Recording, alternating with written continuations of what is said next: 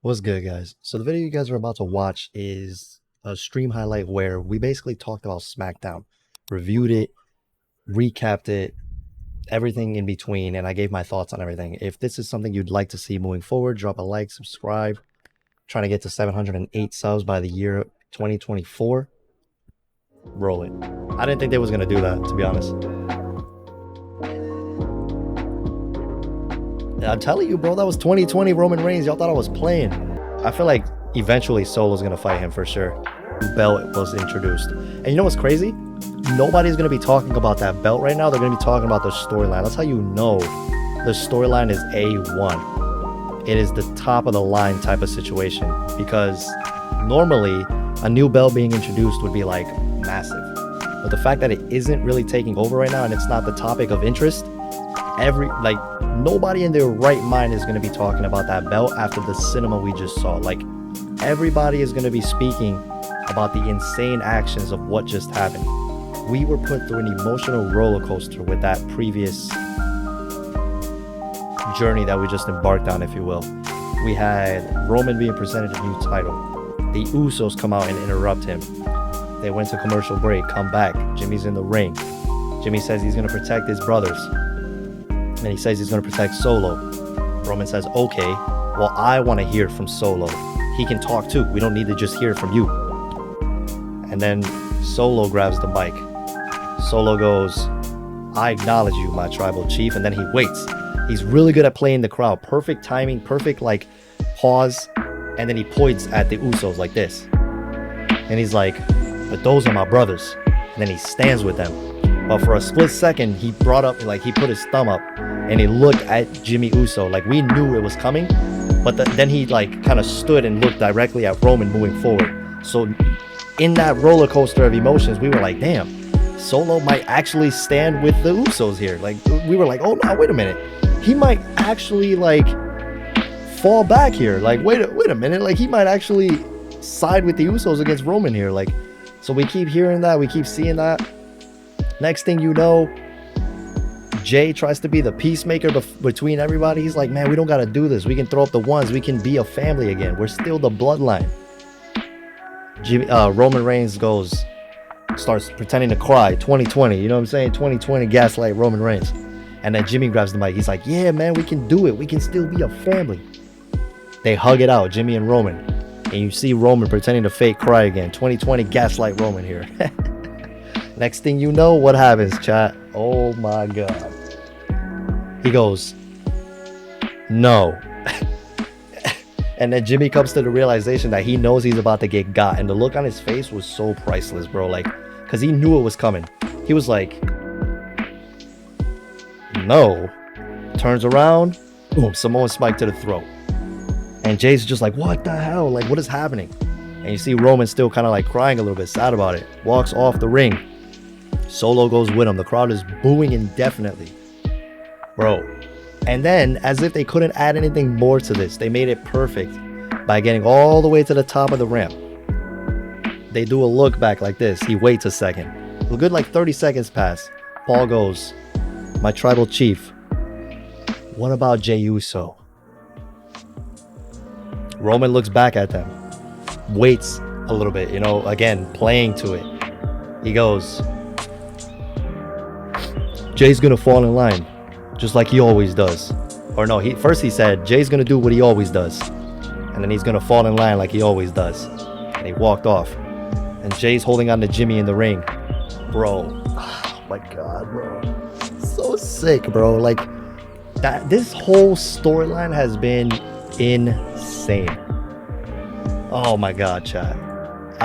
What do you guys think about it though? What is going on through your head right now, bro? I think I might turn that little explanation of what I just did into a video, maybe. It was an emotional roller coaster. I don't know how to feel about it. See, I'm getting mixed feelings. Is Roman really the bad guy? Sometimes, when they beat RK Bro, what? Storyline's gonna last another decade and I'm here for it. Bro.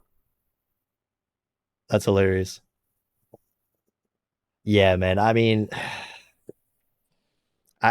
chat, I'm all over the place, bro. Man. And then on the plus side, we finally got LA Knight.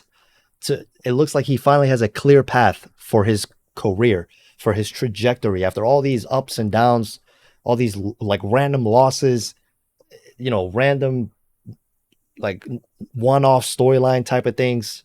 He beat Montez Ford tonight with the roll up, using the rope to his advantage. 1, 2, 3. LAW.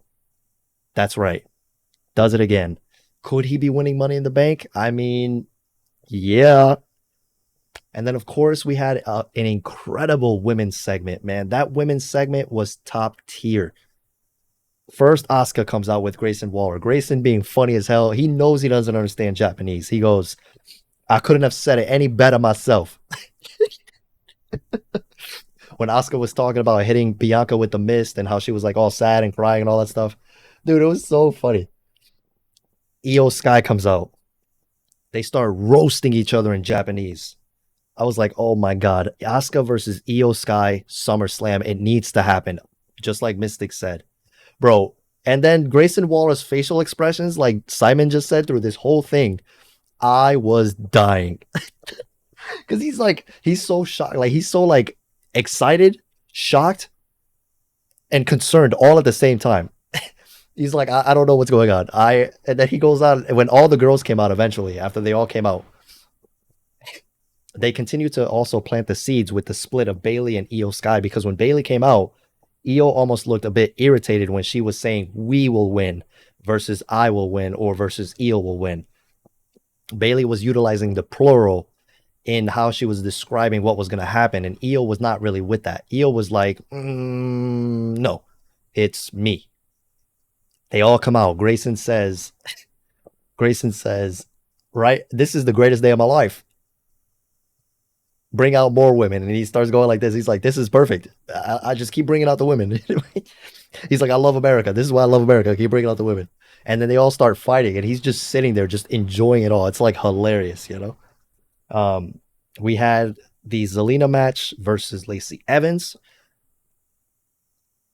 They were kind of moving at negative 100 miles an hour. I love Zelina Vega, bro. But I think I have to blame Lacey Evans on that. I think Lacey Evans, maybe she just hasn't been in the ring a long time, because Lacey's not that bad in the ring. She's actually decent. Like, if you saw her matches in NXT, she's really not a bad competitor. But they keep trying to make her work on the main roster with all these refreshments of gimmicks. And they should just go back to what worked, the Old Faithful. The sassy Southern Belle gimmick was her best gimmick, and I will die on that hill. It wasn't terrible. She was great. I don't think that them constantly trying to reinvent her is the answer. They did the storyline with Ric Flair, which in my opinion was where the downhill spiral started for her. They even had her babyface prior to that, and it really wasn't working. The sassy Southern Belle character is a heel character. They are trying to reinvent her now when they came back. And it just didn't work. We thought she was going to be babyface with the video packages and all that, and then they literally used that to turn her heel. I thought she could have been a good babyface with those video packages that they were talking about, how she was with her family and the addictions that her family went through and all the trials and tribulations, and then they just turn her heel. At least Zelina won the match. Zelina was doing her thing, though. They had good spots and stuff. But again, for the most part, it did seem like they were just not moving quick enough, or even fast at all. It just seemed like they were moving at like half speed. But I still love Zelina regardless. And I know that she's good in the ring because I've seen it. I've seen her wrestle in Impact. I've seen her wrestle when she was in NXT. I know what that woman can do. I've seen her wrestle in live events, I know what she can do.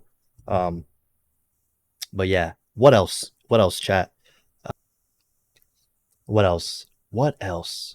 Yes, AJ Styles. Happy birthday to the phenomenal one, man. My name, if you guys didn't know, my name is paying like an homage to AJ Styles, the P1 in my name, phenomenal one, because AJ Styles is one of my favorite wrestlers. So we had a diss track that Top Dollar posted on his social medias before they went live, and the OC acknowledged it by responding, and they wanted AJ Styles wanted the OC to finish off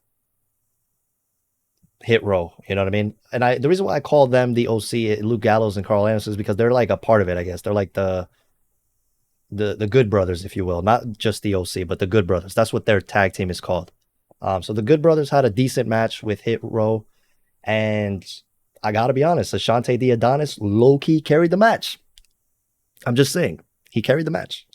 I enjoyed the match. It was good for what it was. Top Dollar doing his thing in the ring, gives a big boot to both men after they lost the match. AJ Styles hits a phenomenal form. I know Michael Cole was having a field day. I bet you he loved it. Michael Cole was actually spitting Top Dollar's bars on commentary while the match was going on, and I was dying. Simon also says they finally didn't pipe in boos for the LA when they were booing hard for Montez. So I understand what you meant by that, but they only piped in the boos last week because it was a recorded show. Because they usually don't pipe in boos for LA Knight because they kind of, I mean, at this point, it's ridiculous. You can't. But to his point, when they were having a slugfest back and forth, the crowd was actually cheering for LA Knight and booing Montez Ford. They were going, yeah, boo, yeah, boo, yeah, boo, which is funny. Really, really funny.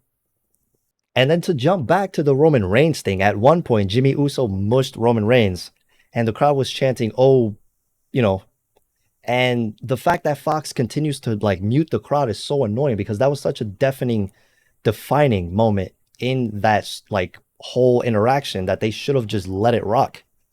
I hate it when Fox, Peacock, or USA, like whoever the hell, because Peacock censors them sometimes too. And I just hate when you censor crowds, bro, because it's like it's organic. It's an organic reaction. It's their, you know, I get it. It's like for advertisers and stuff like that. But like, bro, it was such a pivotal moment, in my opinion, to see them chant that and to see the men in the ring slow down their pacing to acknowledge the crowd chanting that. Like it was like a give and take scenario. Women's Money in the Bank, I want Io to win. I would be fine with either Io or Zelina Vega. But as far as the men, I want LA Knight or Dominic Mysterio because it would be hilarious if Dom won the Money in the Bank. Realistically, could he actually win if he cashes in? No. But it would be hilarious. Like, you thought him getting booed out of the building was bad. Now, bruh, he would get booed out of the freaking state if that happens, okay? It would be insane. I think that's all I have to say about SmackDown, though. I don't think anything else too crazy happened. I think that was it, more or less.